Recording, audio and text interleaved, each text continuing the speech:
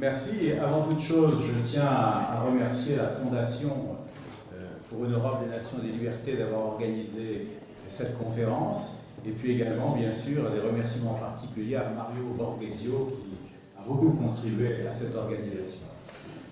Le thème d'aujourd'hui est passionnant, il porte sur l'idée d'Europe et ça nous oblige justement à réfléchir à ce qu'est l'Europe pour nous. Historiquement, au 7e siècle avant Jésus-Christ, l'Europe désignait une partie de la Grèce continentale. Et on s'est demandé très, très tôt pourquoi on avait donné ce nom à un territoire, puisque dans la mythologie grecque, Europe était une Phénicienne de Tyr qui a été enlevée par Zeus, qui était fasciné par sa grande beauté et qui s'était d'ailleurs déguisé en taureau blanc pour l'enlever. Et donc Hérodote, au 5e siècle avant Jésus-Christ, se demandait pourquoi on avait donné ce nom-là à un territoire, puisqu'en apparence, il n'y avait pas de lien évident entre la mythologie et le territoire.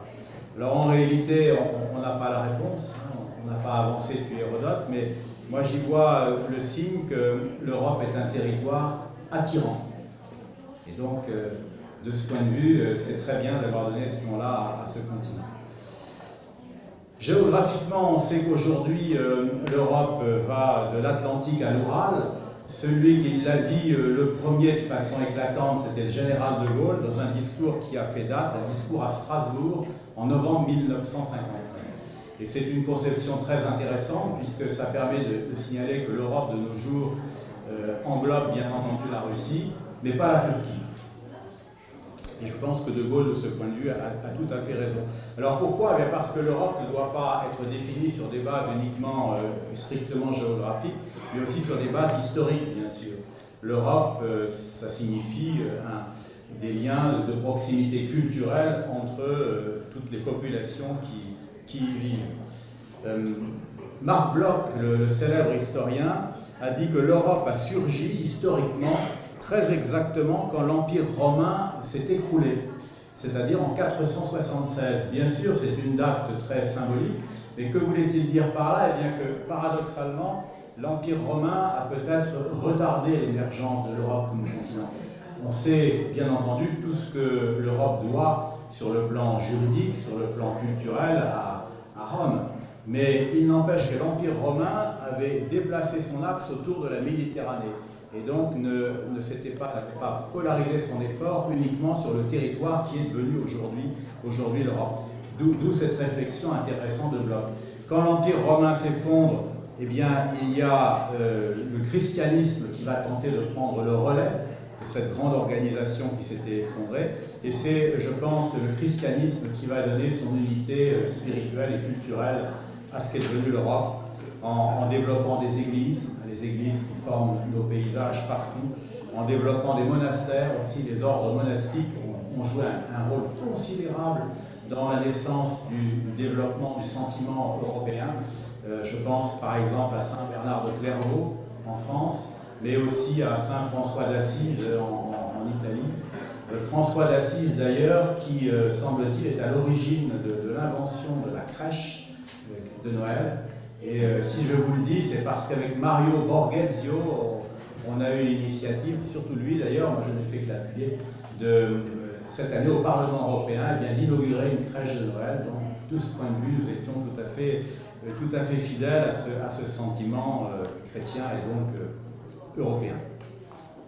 Sur le plan institutionnel, ce lien de proximité très grand qui s'est manifesté aussi par les croisades, hein, ne l'oublions pas. Les croisades manifestent un sentiment d'appartenance face à une altérité, qui était le monde de l'islam. Eh bien, une tentative d'institutionnalisation s'est faite très vite avec des empires qui se voulaient chrétiens. L'empire de Charlemagne en l'an 800, et on sait que ça n'a pas résisté. Et puis un peu plus tard, le Saint-Empire romain germanique, qui a eu une existence millénaire, mais qui, lui non plus, n'a pas réussi en réalité à fédérer la totalité de l'Europe. Donc ce qu'il faut en retenir sur le plan de l'identité européenne, c'est que positivement, c'est donc le christianisme qui a créé le sentiment d'appartenance commun, et de façon négative, ce sentiment s'est forgé en résistance à l'Empire ottoman.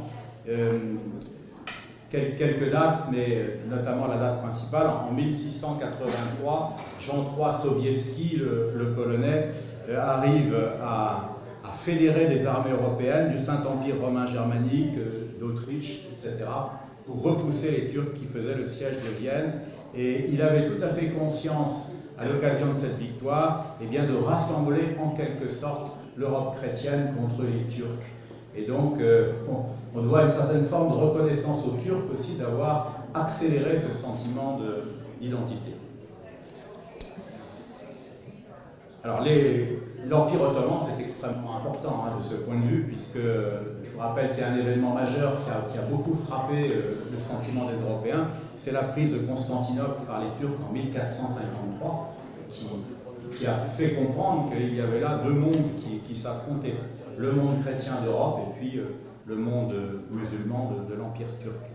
Et puisque nous avons un collègue serbe dans la salle, eh bien, la Serbie a notamment souffert de cette confrontation, puisque la Serbie a été annexée en réalité par l'Empire ottoman au XVe siècle. Et tout ça a contribué à faire naître, à renforcer ce sentiment d'appartenance européen. Alors, ce sentiment d'identité européenne, l'idée d'Europe, pour moi, eh bien, s'est nourrie de ces deux singularités que je viens de retracer en guise d'introduction à grands traits.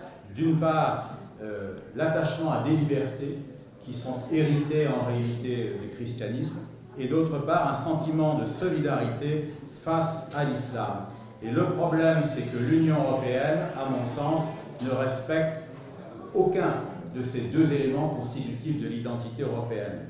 Ni donc cette solidarité face à l'islam, ni cet attachement aux libertés. Donc ce sont les deux idées que j'aimerais développer avant ensuite, en conclusion, de proposer quelques pistes de réflexion. Donc premier temps de mon exposé, l'Union européenne ne parvient pas à faire face à la menace de la Turquie et de l'islam radical. Alors je ne dis pas que la Turquie et l'islam radical, bien entendu, sont deux faces d'une même réalité, pas du tout. Je n'oublie pas que pendant longtemps, la Turquie s'est efforcée d'être laïque. C'était du temps de Mustafa Kemal Atatürk, donc entre 1923 et 1938. Malheureusement, ces dernières années, depuis l'arrivée au pouvoir d'Erdogan en 2002, on a assisté à une islamisation progressive de la Turquie et du coup la Turquie recommence à jouer son rôle historique par rapport à nous, c'est-à-dire le rôle d'un opposant qui devrait nous aider à nous construire, à prendre conscience de notre identité. Ce qui est frappant de ce point de vue, c'est le discours d'Erdogan, discours qu'il a tenu à Strasbourg le 4 octobre 2015. Le slogan qui était le fil conducteur de ce discours, c'était « Un seul drapeau, un seul pays, une seule foi ». Bien sûr, il faisait référence à l'islam. Et il s'adressait à la diaspora turque d'Europe. Et lui-même se situait très clairement dans ce discours, dans le prolongement de Saladin, qui avait repris Jérusalem sur les croisées, et de Mehmet II, qui avait pris Constantinople. Donc vous voyez que ce n'est pas une bulle d'esprit de ma part. Erdogan lui-même se situe dans le cadre d'une confrontation intellectuelle entre le monde musulman, qu'il prétend incarner, et le monde européen. Alors face à cela, eh bien, l'Union européenne est d'une très grande faiblesse. J'aimerais vous en donner deux exemples. D'abord, premier exemple, c'est le fameux accord passé entre l'Union européenne et la Turquie sur les migrants le 18 mars 2016. C'est un accord qui a été mal négocié, puisque l'Union européenne a donné beaucoup trop de concessions en réalité à la Turquie. La Turquie s'engage à reprendre les Syriens à l'époque qui étaient arrivés illégalement sur le sol européen, mais en échange, l'Union européenne s'engageait à reprendre des Syriens réfugiés en Turquie. C'est-à-dire pour un Syrien refoulé, l'Union européenne s'engageait en réalité à prendre un Syrien réfugié en Turquie. C'était donc un jeu en quelque sorte à somme nulle pour nous. Et d'autant que l'accord ne portait que sur un chiffre maximum de 72 000 Syriens. Au-delà de 72 000, tout était à renégocier.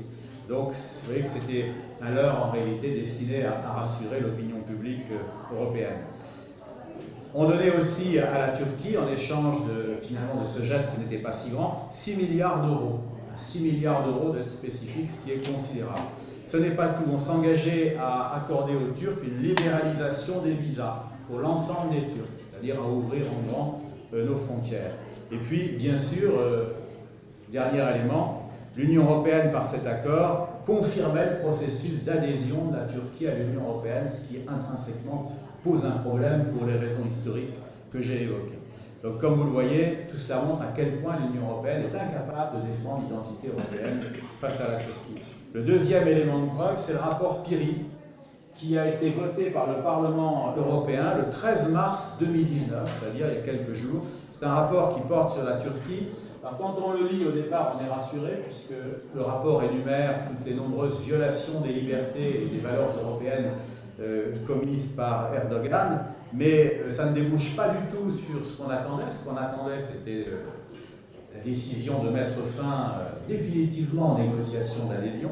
Pas du tout. Ce qui est retenu, c'est juste une suspension des négociations d'adhésion, une suspension temporaire.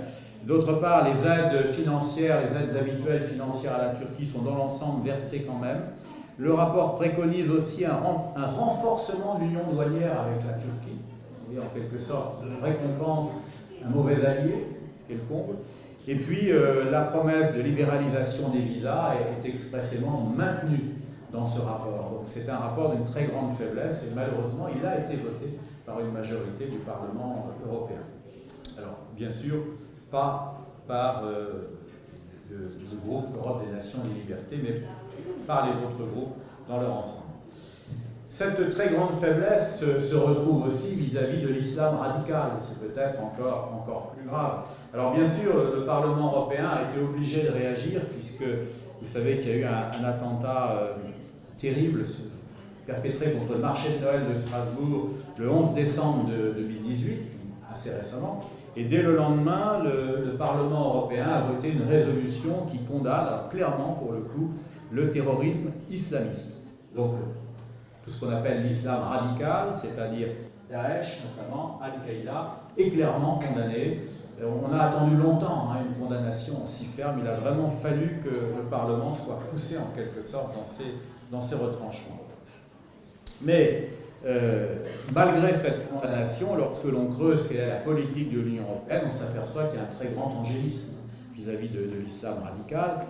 J'en veux pour preuve le rapport Dalli, qui a été voté par le Parlement européen le 13 mars 2019, lui aussi il y a quelques jours, et qui crée un nouveau fonds qui s'appelle un fonds Asile et Migration, qui est doté de plus de 10 milliards d'euros et qui est destiné à relocaliser les migrants, alors qu'on sait que beaucoup d'entre eux, malheureusement, sont des partisans d'un islam radical, et puis également à ouvrir des voies de migration légale, et tout ça, à mon sens, sans guère de précaution.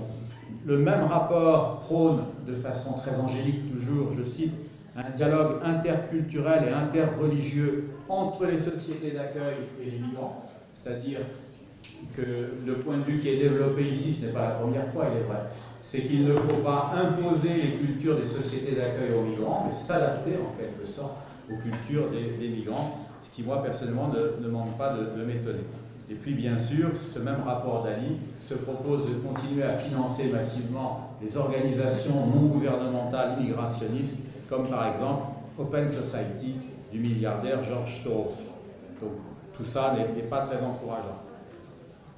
Très rapidement, j'aimerais vous dire que l'Union européenne n'est pas la seule fautive. Il y a une deuxième organisation européenne qui s'appelle le Conseil de l'Europe, qui est à l'origine d'une très grande convention, qui est la Convention de 1950 sur les droits de l'homme.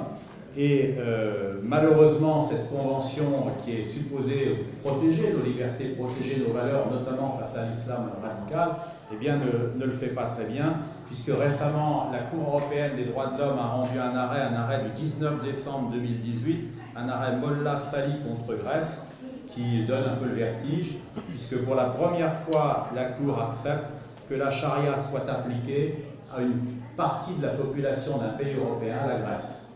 Alors la Cour n'a rien inventé. La charia était déjà appliquée à une partie de la population grecque en vertu du traité de Lausanne de 1923. Mais tout de même, c'était l'occasion pour la Cour de dire que ça n'allait pas, puisque la charia pose un problème intrinsèque au regard de la Convention de 1950. Et la Cour ne l'a pas dit. Et c'est un recul formidable, puisque dans un arrêt rendu par la Grande Chambre dans sa formation solennelle en 2003, un arrêt Refa Partisi contre Turquie, eh bien la même Cour avait dit clairement que la charia est incompatible avec les valeurs de la Convention de 1950. Donc, à l'heure où nous avons l'impression, si on a un peu de bon sens, qu'il faut être plus ferme que jamais contre l'islam radical qui encourage quand même le terrorisme, eh bien c'est tout l'inverse que font les deux Europes, aussi bien l'Union européenne que le Conseil de l'Europe. Je crois que cela repose encore une fois sur une mauvaise analyse de ce qu'est l'identité européenne. Vous voyez. Deuxième reproche, c'est la défense insuffisante de nos libertés. Le christianisme nous a légué la plupart de nos libertés. On sait quelle est la fameuse parole du Christ qui est rapportée par saint Matthieu: rendez à César ce qui est à César et à Dieu ce qui est à Dieu. C'est ce qui fonde la possibilité pour le monde politique de s'arracher à l'emprise du religieux. Eh bien, et c'est fondateur à mon sens de toutes les libertés. Eh bien, cette leçon n'a pas été reprise non plus, puisque l'Union européenne est en train de se détourner, selon moi, de la défense de nos deux principales catégories de liberté, aussi bien les libertés politiques que les libertés publiques. Je rappelle très brièvement quelle est la différence entre liberté politique et liberté publique. Elle a été rappelée par le fameux philosophe français du début du XIXe siècle, Benjamin Constant, qui les appelait la liberté des anciens et la liberté des modernes. Alors, les libertés politiques, c'est ce que Constant appelle la liberté des anciens. Ça consiste, pour le peuple, à participer au pouvoir, à s'emparer du pouvoir, à exercer sa souveraineté.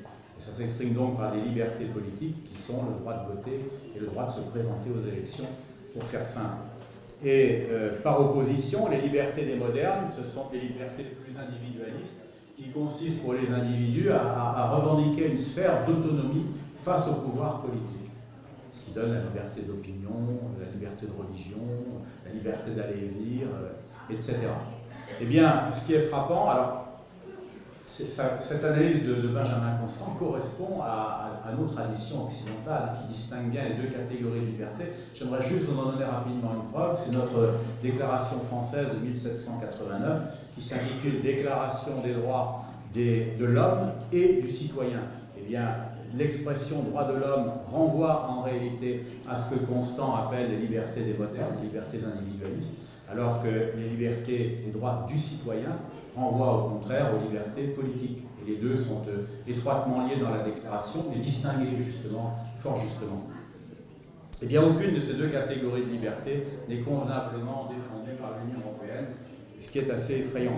Sur les libertés politiques, c'est assez facile de le démontrer. Je vous rappelle quand même, mais tout le monde le sait, que lorsqu'il y a eu un projet de constitution européenne, il a été soumis à des référendums en 2005 et que deux peuples européens, le peuple français et le peuple néerlandais, ont rejeté catégoriquement cette constitution européenne. Et que s'est-il passé? En réalité, cette constitution a été imposée quand même aux peuples européens sous une appellation différente, c'était le traité de Lisbonne de 2007. Et quand on compare le contenu du traité de Lisbonne avec le contenu de la Constitution européenne, on s'aperçoit que c'est un coupé-collé. On a juste enlevé quelques phrases qui effrayaient, qui faisaient trop penser à une souveraineté européenne.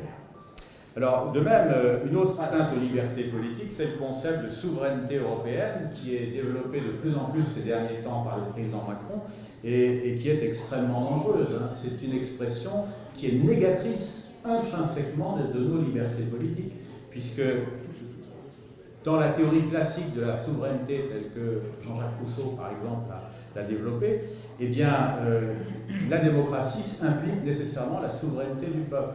Or, dans l'Union européenne, il ne peut pas y avoir une souveraineté européenne, puisqu'il n'y a pas un peuple européen, il y a des peuples nationaux.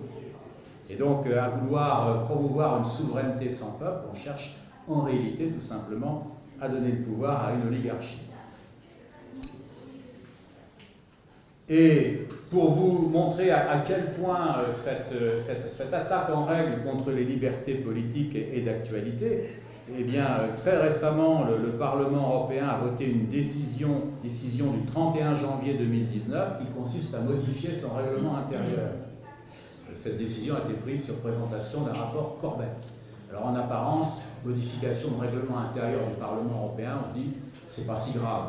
Sauf que là, la nouveauté, c'est que pour la première fois, le règlement intérieur, donc depuis cette modification, interdit aux députés européens de tenir, je cite, des propos offensants à l'intérieur de l'hémicycle.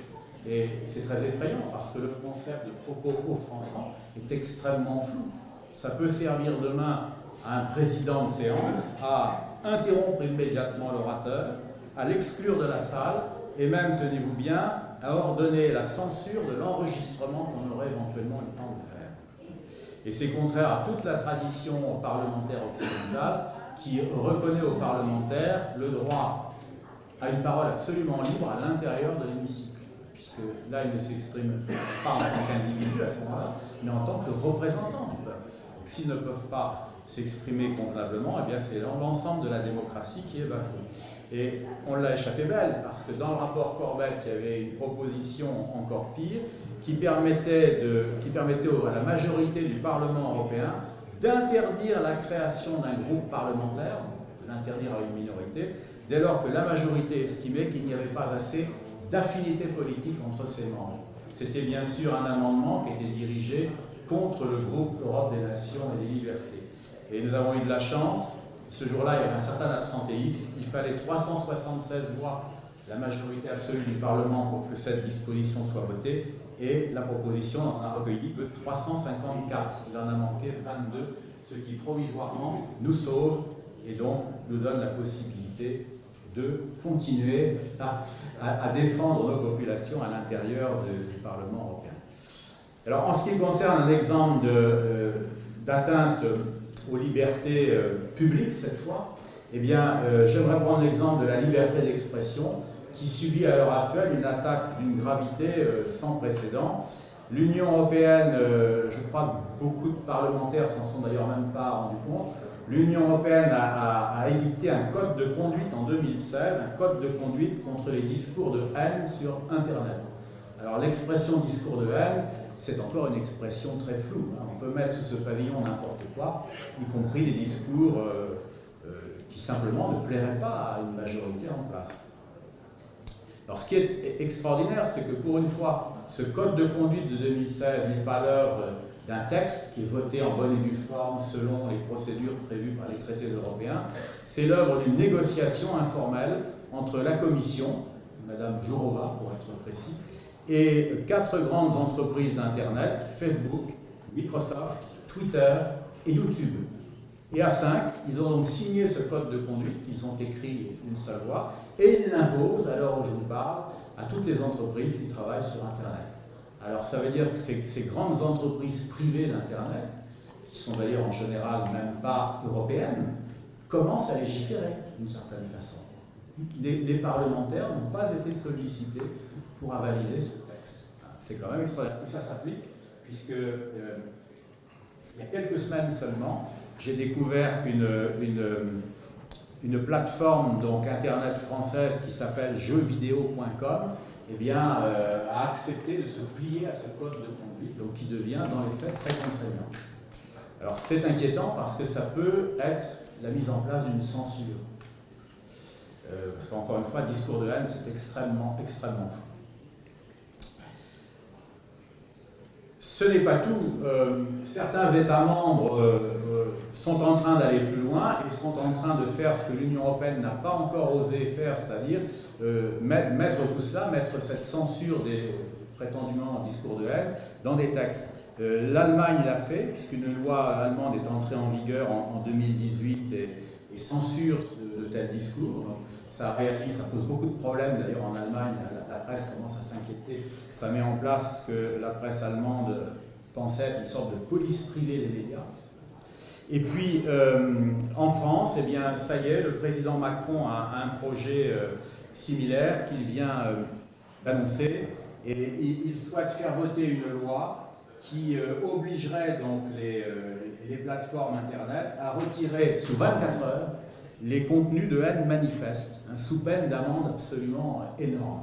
Et le problème, c'est que ces plateformes vont avoir tellement peur d'encourir ces amendes énormes qu'il est prévisible qu'elles vont pratiquer, par mesure de précaution, une censure préalable féroce.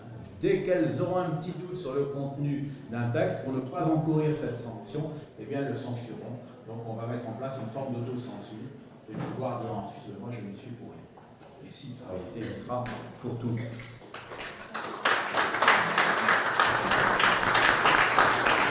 Alors, voilà plusieurs des raisons pour lesquelles je combats cette Union européenne. Je crois encore une fois que si on en arrive à de telles dérives, c'est parce qu'elle n'a pas réfléchi, elle n'a pas conscience de ce qu'est profondément l'identité européenne. Et en faisant cela, bien sûr, elle l'a trahi. Alors d'autres solutions sont évidemment possibles et je crois qu'il y a trois concepts qui doivent nous guider pour imaginer un autre type d'organisation européenne.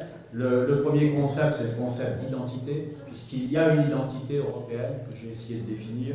La première des choses, c'est d'en avoir conscience, prendre conscience que les nations européennes sont reliées entre elles par cette identité commune. Le deuxième grand terme, c'est le terme de coopération, puisque dès lors que l'on prend conscience qu'on a des liens culturels, il faut coopérer juridiquement, politiquement, et donc créer, à mon sens, une organisation. Je ne suis pas tout à fait d'accord de ce point de vue avec nos amis britanniques qui sont partis vivre leur vie de leur côté, mais bien sûr, je respecte leur souveraineté. Je pense qu'une coopération est nécessaire. Alors bien sûr, toutes les institutions actuelles seraient à revoir profondément, et je vous dis très clairement, dans mon esprit, on ne peut pas continuer avec la Commission de Bruxelles. C'est impossible, c'est absolument impossible. Il faut transformer la Commission de Bruxelles en une sorte de secrétariat technique qui se bornerait à obéir aux ordres et rien d'autre. Et puis le troisième concept, c'est le concept de protection, puisqu'il ne faut pas oublier que si on a une identité européenne commune, eh bien il faut la protéger. Si on a une coopération ensemble, eh bien elle doit être guidée justement par ce but de protection commune, protection de nos intérêts économiques, mais aussi de nos intérêts culturels face, par exemple, à l'immigration. Voilà. Et j'espère que ces quelques pistes un jour permettront à une nouvelle réalité d'apparaître, et à ce moment-là, l'Union européenne ne sera plus qu'un mauvais souvenir, ce que Pétrarque appelle un rêve éphémère. Je vous remercie.